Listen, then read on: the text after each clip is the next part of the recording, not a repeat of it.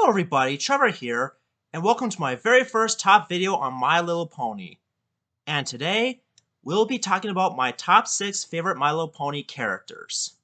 Before we begin, I want to express my honest thoughts on My Little Pony and when I became a brony. When I was younger, I never knew much about the franchise until sometime in the late 2000s. And to be frank, I never liked G3 in the first place, mainly because of the commercials and annoying characters at the time. Thanks to Mr. Enter, who is one of my biggest inspirations when it comes to ranting and reviewing shows and movies, I learned more about G3 and why it's worse than I thought. Thankfully, in the beginning of the 2010s, a woman named Lauren Foss decided to reboot the entire franchise and make more appealing to not only little girls, but to everyone including men like me. But I didn't get interested in it until sometime in 2012 just to give the show an honest chance. And you know what? I started to like it. It is a huge improvement over the last generation from the 2000s in terms of writing, characters, humor, songs, etc. Now keep in mind, I'm not a huge brony, mainly because I'm used to stuff that I grew up with as a kid, and I don't collect the toys. So if I give out some misinformation here and there when talking about this show, then please feel free to correct me if I screwed up, and I'll do better next time. But enough about that. Let me give one rule for this video. I'm only picking those from generations 4 and 5. So that means no incarnations of previous generations because I refuse to watch those cartoons. Now let's begin the video, shall we? Number 6 is Derpy.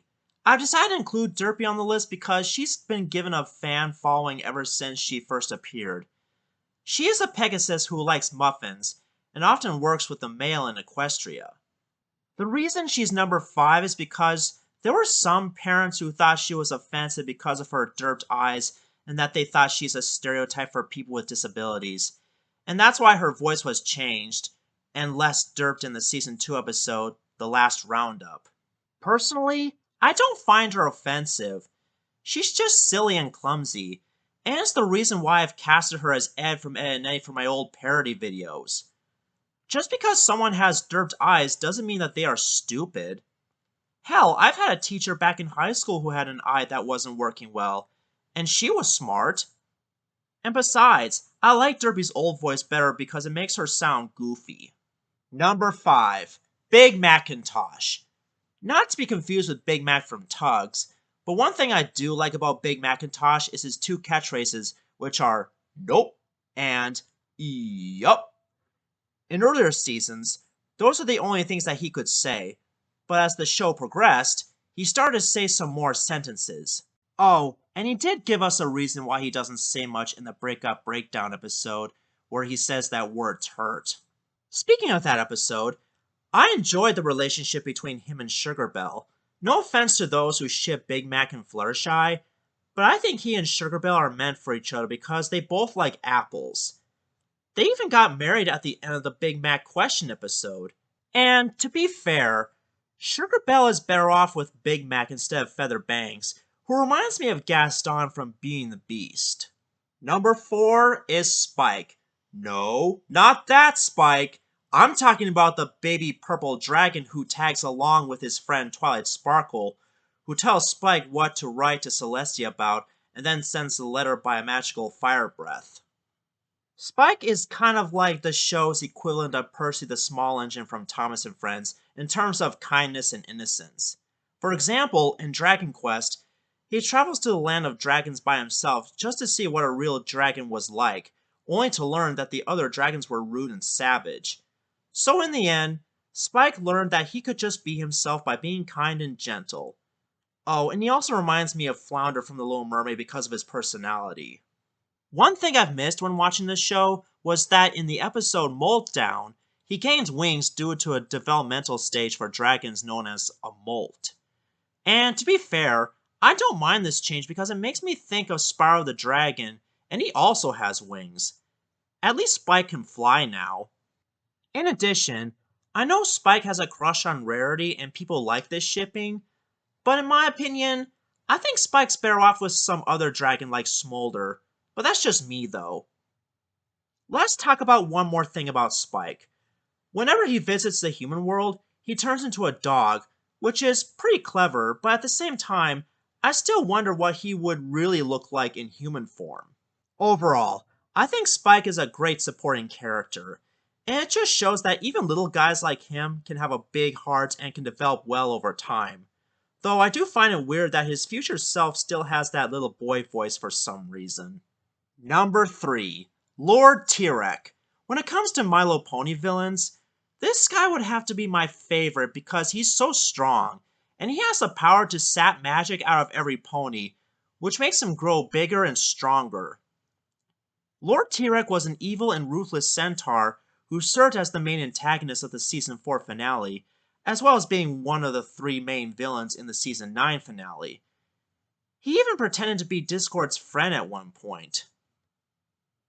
After his first defeat in Season 4, he was imprisoned back in Tartarus.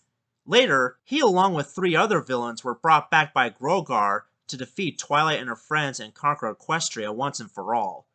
And, spoiler alert, Grogar's actually Discord in disguise, which is such a disappointing payoff in my book. But thankfully, the 3 villains were defeated once again and were turned into a statue thanks to Discord, Celestia, and Luna.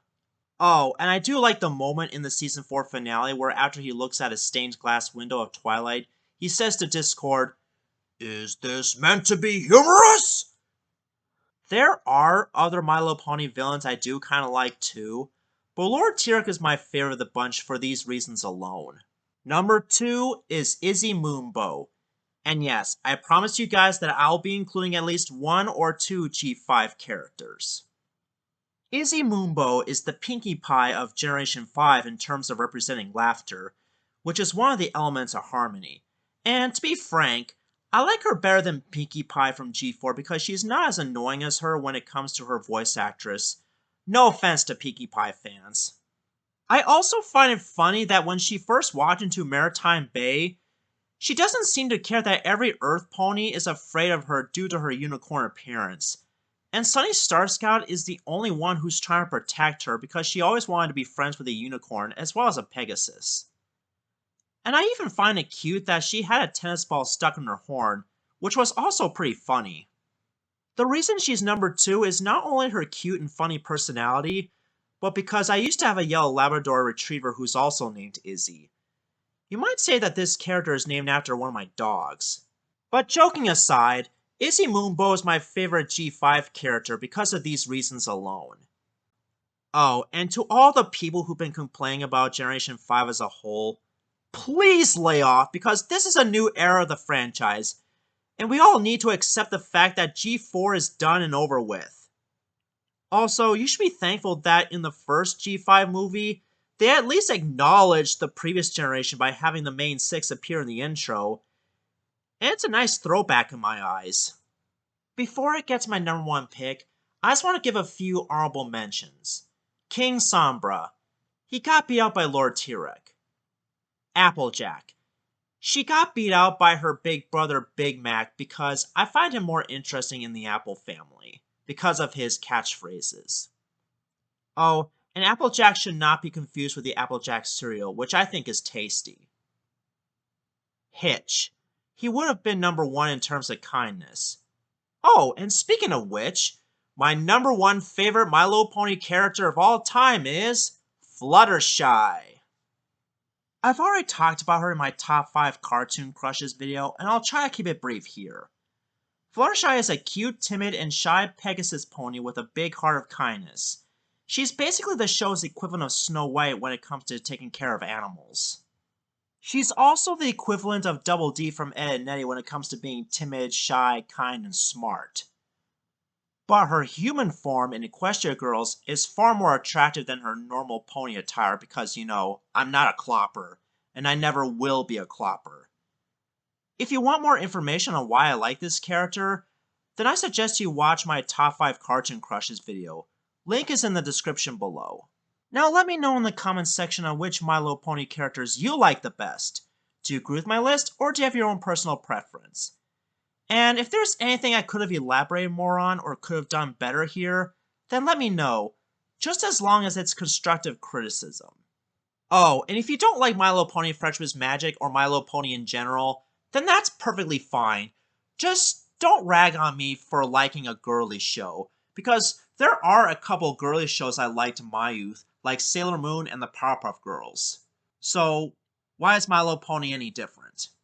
My next top 10 will be on my favorite childhood films, whether they be Disney or not, so please stay tuned for that. This is Trevor the Blue Pony, signing off.